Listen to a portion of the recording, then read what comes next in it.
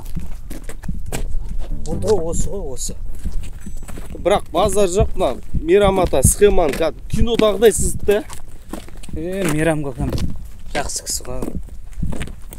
Ауылда жұмыста бойында күш қуаты бар кезде, ауылға жұмыс жасап тұрған кезде көп пайдасы тиді ғой. Енді бұл қағаздар тапқаннан кейін не істейміз әрмен қарай?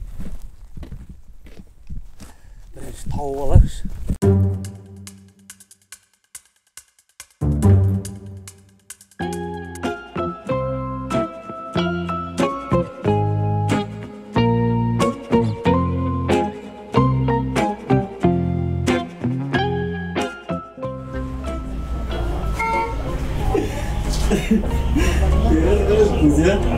Lan kadını görmesin. Görse ne yok?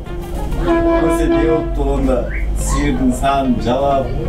Aymağa otkan doğat tatsızdı. Hey, biraz olman тұрғанға? Rol mitte kırp baktı ne be? Жайшаңып жүрсің ба?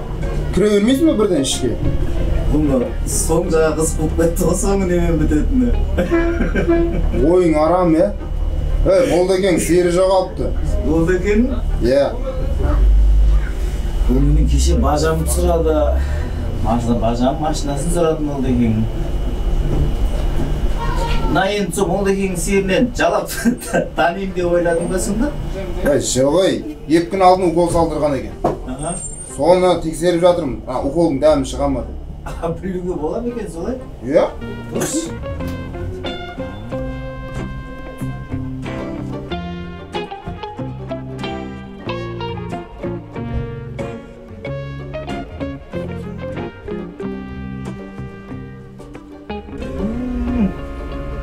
Ayter çalışmıyor mu?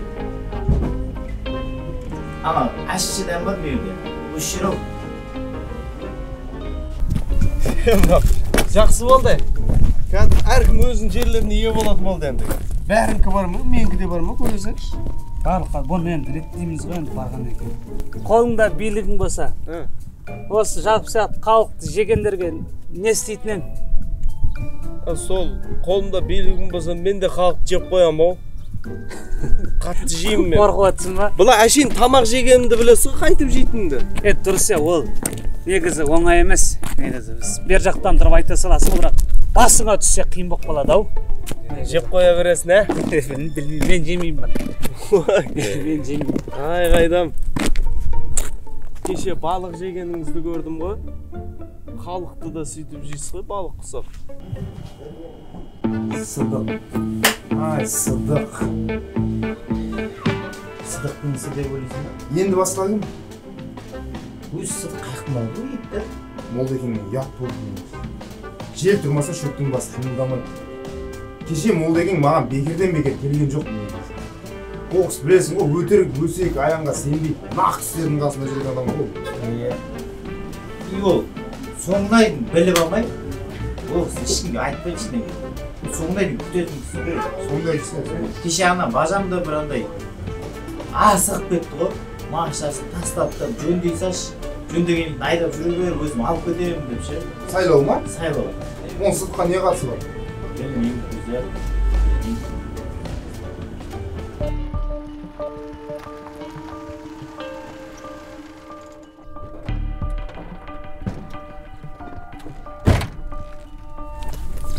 Молдабай, Жұман? Жұман несі?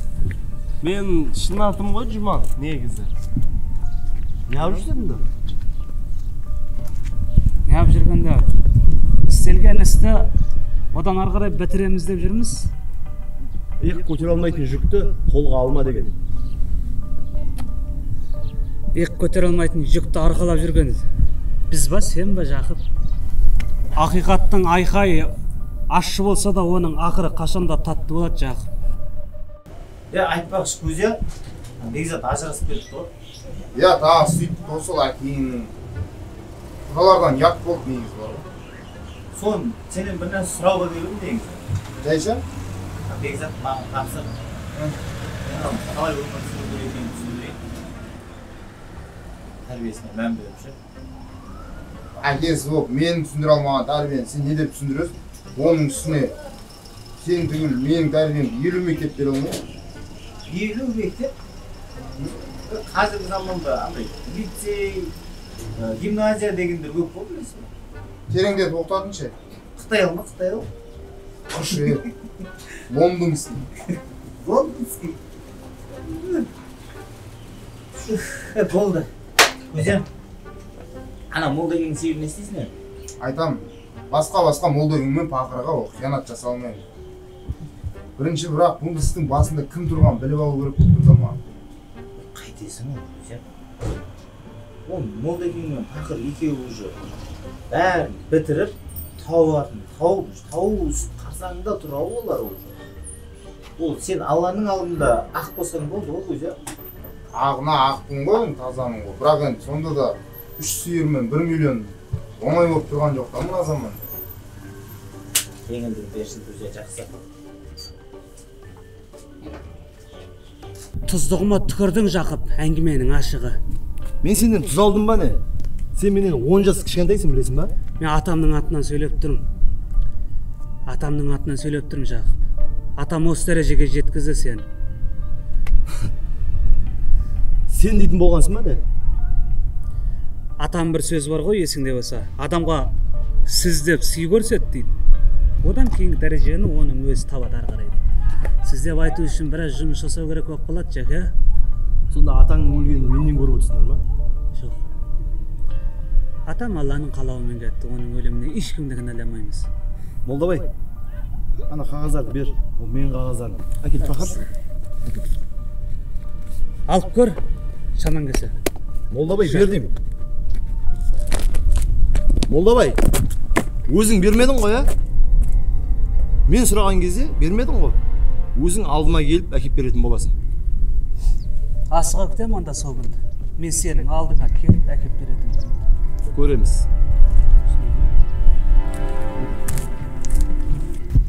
Сыдық. Осы жердеміз ғой қазір. Дұрыс. Әйтеуір күн көрсін қамы. Ақшасы дұрыс па әйтеуір былай? Жарытпайды ақшасын. Алдыңғы жұмыс дұрыс еді ғой. Енді о жағдай солай болып қалды ғой. 20 сиыр жоғалды дейді. 3-4 қалып еді, егелер алып кетті оны. Бағамайсың анау мынау деп. Жемеген самсам ақша төледім да просто. Қасым деймін да, мен ойланып қарап тұрмын да жерге ше. Мына жердің бәрі сенікі болса да, не істеуші едің? Мына жерлер ма? Мына жерлердің бәрі менікі болса, сен сияқтыларға бөліп беретін ем ғой. Жағдай нашарларға. Кім айтты мен жағдай нашар деп? Не, жағдайың жақсы болса, молдагенің сиырларын ұрлап сатасың ба, алайық? Оны білмейді дейсің ба бізді? Тағы маған келіп ақыл айтады ғой. Анау, мынау. Не айтып отырсың, Тұр, Кім айтты мен ұрлады деп саған, Ұра соқ. Кім айтты мен ұрлады деп саған,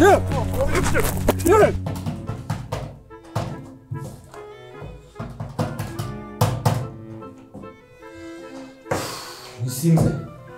Соң білмей адамша басеге не істейміз? Не істесек болады, қалап ойлайсыз сөз. Сосын не айтып жатсыз, не істейміз жатсыз? Кеш. Баш. Құрыш бар ма? Сайлау не болған? Уайымдамасаң басеге өтеміз. Жоқ, өтеміз болғандар жарнамасы болып, бір әдемі болу керек қой ол. Бұл батыр ғой, уайымдамасаң. Соң қамын жоқ қой.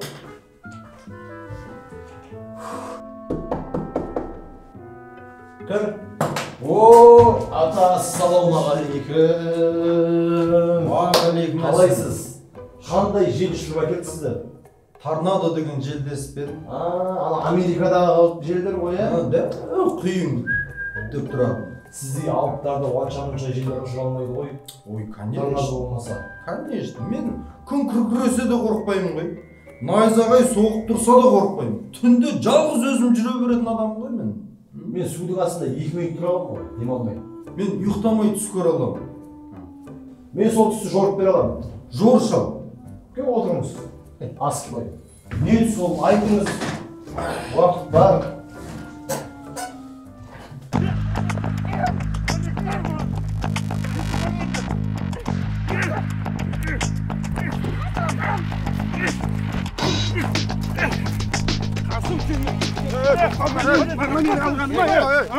Сабыр, Дәлелің бар ма менің алғаныма сен? тоқта, болды. Не болды, тыныштық па? Көзек көке. Мына өзі жағамнан аватқан. Тоқташы, сабыр. Бас киімді алайыншы. Әкеш бас киімді. Не? Жағадан сабырғыңдыры. Сен, Сыдық, не үшін ерте әкелмедің бүгін? Білмеймін Көзек мен. Миым ашып кетті өзім, не істерін білмей жүрмін. Не істегенде Молдекин кеп кетті, Сыдық. Іс насырға шаппай тұрғанда ашығын айт, не болып жатыр өзі? Айттым ғой. Айт осы жерде шындық ашылсын. Сосын мал мен немне көріп жатсың сен? Сен менен кішкентайсың ғой, білесің ба? Айт осы жерде шындығыңды. Көзек көке. Абы не болып жатыр айтыңдаршы, мен түсініп тұрған жоқ, мен ашығын айтсаңдаршы. Сыдық, Мұха қайда? Мұха Шымкентке кеткен, қалаға көлік алып келем деп. Ол Шымкент кетпеген ол. Ол машинасы да, правасы документің бәрі менің столымда тұр. Мұха қайда, Сыдық? О жағын білмеймін, мен маған айтқанын айтып тұрмын ғой, көлік алам деді ғой. Мұхан қоятыш. Кешегі маған алып келген сиырдың 3 артық сан етін қайдан алдың? Тіллә көкең үйінен алдым ғой. 4 өгіз сойған екен, соның 3-еуін алдым ғой. Өгіз емес ау олар. О жағын білмеймін. Мен барғанша терісін ашып, жіліктеп дайындап болған екен, соны алып кеттім дайындап болған екен. Байқа Сыдық, ертең күні бар ғой, іс қозғалатын болса, таяқтың бір үші сенде болайын деп тұр. Бір үші? Бір үшін сіз алсаңызшы, бос болсаңыз. Қой, тыныштық керек. Егер білетін болсаңдар, ашығын айтыңдар жігіттер. Оның ешқайсысы бөтен адамдардың малы емес, бәріміз осы ауылдікі. Мен білмеймін бірақ. Сен бірақ байқап жүр. Мына қабақтан шығуы мүмкін ғой. Сен байқап жүр. Байқаңдар, байқа. Әбі кеттік. Өлтірем мен сені. Болды, Сабыр. Bir күні bir түйе өзінің арқасына үлкен қазына алып келе жатып, сүрініп құлап, белі сынған ғой. Сөйтіп мына жақтан ешек шыққанда, ана түйенің қазынасын жүгін бәрін артып алып келе жатқан кезде мен шығып, ешек, ана белің сынады қазір деген кезде оянып кеттім.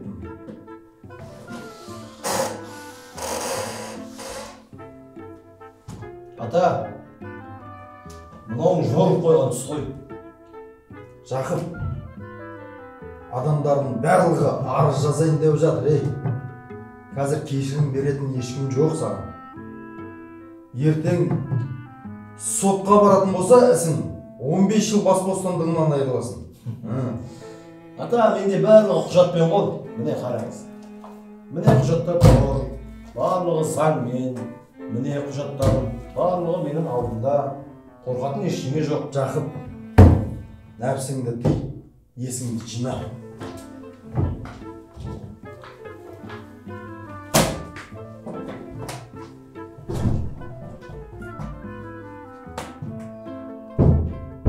Исабек, көлікті айдашы.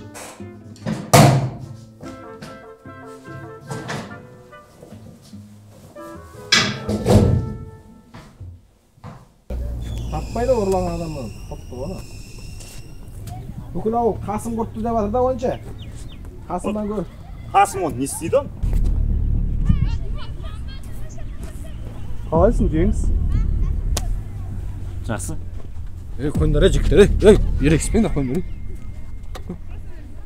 Мен сен қатысылайым, Жеңіс. Бірақ менің ауылымда, менің шеңберімнен аспайды бөтен адам. Менен басқасы. Сен де. Ешқашан. Жеңіс, әсел менікі. Маған не дейсің мен? Не дегенде, мен оны сенен қарағанда қатты жақсы көремін. Мақсат, оны барда әселдің өзіне айт, жарай ма? Қысқасы, әсел менікі, Жеңіс. Сен оны жақсы көрмей-ақ та ғой, ұмытқаның дұрыс. Мақсат, сен жігітсің ба? Күмәнің бар ма? Жігіт болсаң, әсел сындырып ал да, екеуің жүре бер. Екеуің араңа түссем, вот сол кезде менің алдыма кел. Жарай ма? Давай. Молдеке. Молдеке. Мына қораздар сияқты 15 келіншегіңіз болса қайтесіз? Білмеймін. Жалпы шыныңызды айтыңызшы, осы екінші айларыңыз деген. Білмеймін, Жазира. Білмеймін деп кетар емес сияқтысыз ғой. Мен білмеймін, Жазира. Ол туралы мен ойланып та көрмеппін, шынын айтсам. Миыма да кіріп шықпапты мен. Көп әйел алу, екінші әйел алу дегенмен де. Жалпы қазір әйтеуір енді бәрі бұрынғыдай көп әйел алғысы келеді ғой. Енді бұрынғы әйел алудағы мақсат пен қазіргі әйел алудағы құштарлықтың бағамдары әртүрлі деп ойлаймын. Заманына қарай адамы әр заман өзінің өрнегін, өзінің ойын ояды ғой. Ал егер де бірінші әйелі перзент сыйлай алмаса ше, онда екіншісін алу керек қой, солай ма? Перзент беретін Алла, Әзірі әйел емес, адам емес. Перзентті беретін Алла, нығметті беретін Алла, әйелді де баланы да беретін Алла. Алладан ешқашан үмітті үзбеу керек. Қандай жағдай болса да, үмітті де күдерді де үзбеу керек. Сен сонда шынымен айтып тұрсың ба, Жеңіс? Әселді ойбай сүйем деп жүргенің қайда? Өтірік болса мен саған сеніп жүрмін осы уақытқа дейін. Оп-оңай бере саласың ба өйстіп? Мен Әселді берген жоқпын. Сосын ол кетпейді. Мен білем ғой. Онда молодец екен ол.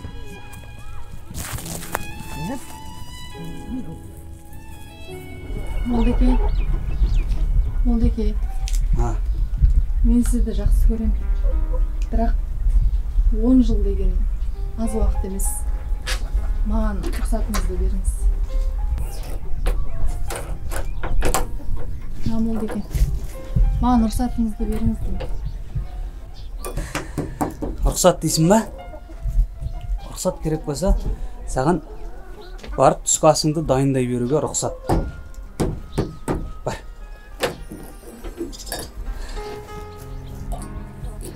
Соқ кеш маған.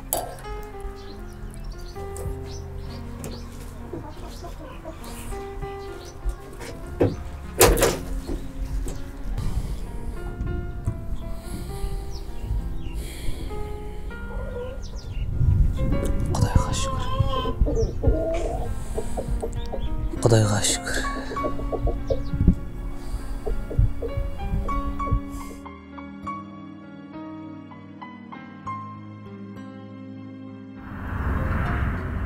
Оның бәрін Мейрамхан ата қайдан білуі мүмкін? Мейрамхан ата ауған соғысында не болған ғой тыңшы? Разведчик па? Одан кейін Жақыптың тұсында мына бүкіл егісі қалқаптың осы жерлердің бәрінің қарауылы сол болды ғой, барлығын біледі ол. Барлығы не, қай жерде не бар екен, ой-қырын бәрін біледі бұл ауылдың. Демек сол мына жерлердің барлығын сатып жерген сол Жақып па сонда? Білмеймін бар. О Жақып сіздің туған ағаңыз емес пе? Туған ағам емес екен, ойлайсың. Қалай сонда? Бада атам мен апам шақалақ кезінде асырап алған екен ғой Жақыпты. Соңына Мейрамхан ата айтып берді ма сізге? Иә. Таза индийский кино болды десеңші мынауыңыз, Ағайыннан не пайда, көр алмай сені күндесі, фәнидің жалған екенін тірлікте ойлап білмесе, сансыз достан не пайда, жаныңды сенің сезбесе, шындықты бірге іздесіп, қиындыққа төзбесе. Жастық шақтан не пайда, жалында бір жан баса, айлы түнде қыдырып, махаббатқа